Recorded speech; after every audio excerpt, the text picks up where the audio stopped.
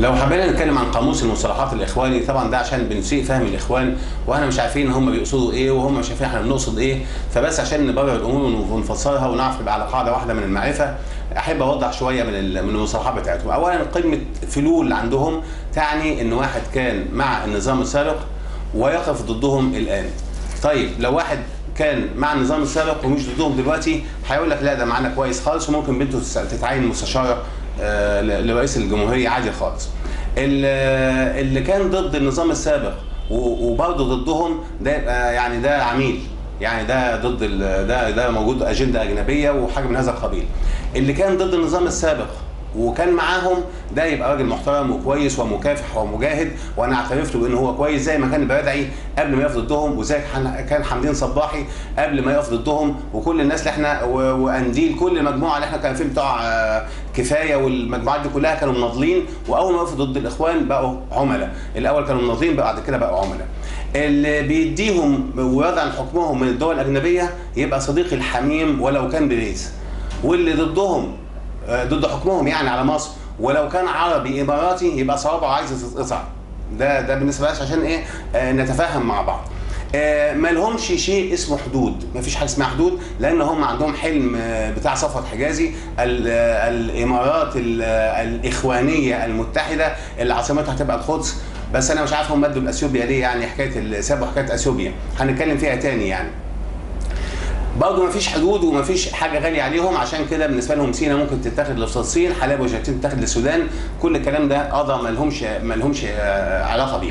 الهويه والوطنيه عندهم معدومه، ما تقولش هويته اخواني وطنيته اخواني، مفيش حاجه اسمها حدود وطن، لان الوطن كله لازم يكون اخواني، فمفيش حاجه تقول لي مصر وليبيا والسودان مفيش الكلام ده كله عندهم. فبس عشان ايه ما تقولش ان ده يعني الوطنيه عندهم اخبار بايه.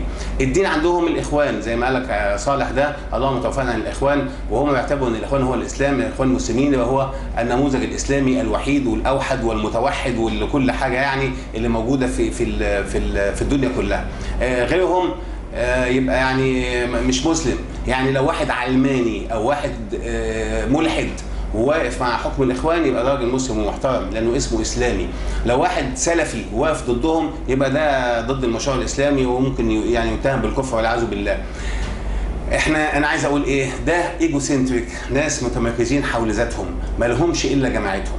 اللي مع جماعتهم ماشي واللي ضد جماعتهم يبقى في 60,000 داهيه، ان شاء الله يكون ايه. اللي مع جماعتهم لو اسرائيلي يبقى كويس، واللي ضد جماعتهم لو مسلم ملتزم مصري يبقى في 60,000 سلامه. نبص بقى للامن القومي بتاعهم، ايه حدود الامن القومي بتاعهم. لما جه مشكله الجنود اتخطفوا ولا حاجه، اتقتلوا، مع ان دي هيبه شعب، هيبه قوات مسلحه. لما اسرائيل جه اوباما وقال دي عاصمه موحده لاسرائيل ولا حاجه خالص، ما كانش فين الالفاظ والشعارات وبتاع ولا حاجه خالص. لما حماس قالوا ان هي دخلت واخذت وخطفت ناس من الشرطه وبتاع ما هذا القبيل ولا حاجه خالص، يبقى اثبتوا. لما اتخطفوا الجنود السبعه الاخرانيين ولا حاجه خالص، الجيش لما طلعوا بتاع كام ده الاتفاقات طلعت والمسرحيه اتحصلت واتفرج عنهم وانتهينا.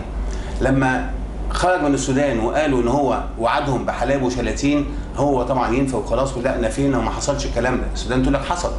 لما اتبني السد، لما يروح هناك اثيوبيا وتقطع عنه الحديث، ده شيء غريب يعني ان هو يستقبله اللي استقبلته ويقطع عنه الحديث وهو يتكلم ووقف ساكت خالص. اقل ما فيها لو انت راجل لدوله، رئيس لدوله زي مصر كنت تنسحب. ده مصر دي مؤسسه للدول الافريقيه، هي مؤسسه لاتحاد الدول الافريقيه، انت او مؤتمر الدول الافريقيه، ايه الموضوع؟ لما تقال الكلمه وانت تقوم ما تنسحبش برضه ده غريب قوي. لما يسيب بقى اثيوبيا وتاني يوم ما سابها يتنقل يعملوا تحويل للنيل الازرق عشان يبنوا السد بتاعهم، دي الطامه الكبرى. وطبعا اللي اتبعها من ردود الفعل دي اللي تخلينا نقول نشك قوي. اللي عايز يفهم الاخوان يشوف القاموس بتاعهم عشان نعرف نتعامل معاهم، ويا رب ربنا خلصنا من اللي بيتاجروا بالدين.